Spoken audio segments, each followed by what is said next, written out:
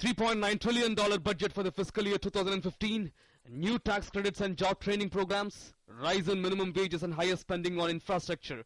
Our budget, according to the President, is all about choices and values.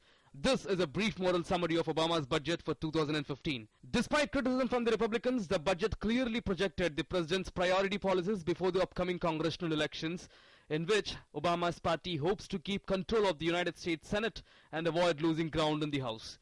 The election year blueprint is certain to be rejected by the Republican-controlled House of Representatives and stands little chance of passage. Starting his speech by saying his budget is all about choices and values, Obama cleverly shot an open question of protecting tax for wealthy Americans or pave way for new investments which will give rise to new job opportunities.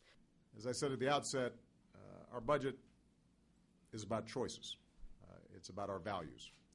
As a country, we've got to make a decision if we're going to protect tax breaks for the wealthiest Americans, or if we're going to make smart investments necessary to create jobs and grow our economy and expand opportunity for every American.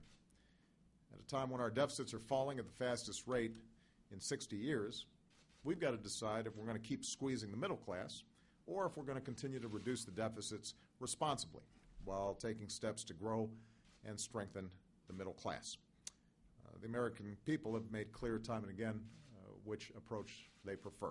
That's the approach that my budget offers. That's why I'm going to fight for it this year and in the years to come as president. The blueprint for the 2015 fiscal year that begins on October 1st would increase tax credits for the working poor, boost spending on roads and bridges, and expand early childhood education. He also proposes expanding a tax credit that benefits low-income working Americans. This expansion would lower taxes for 13.5 million low-income workers. This, according to Democrats, is the major highlight.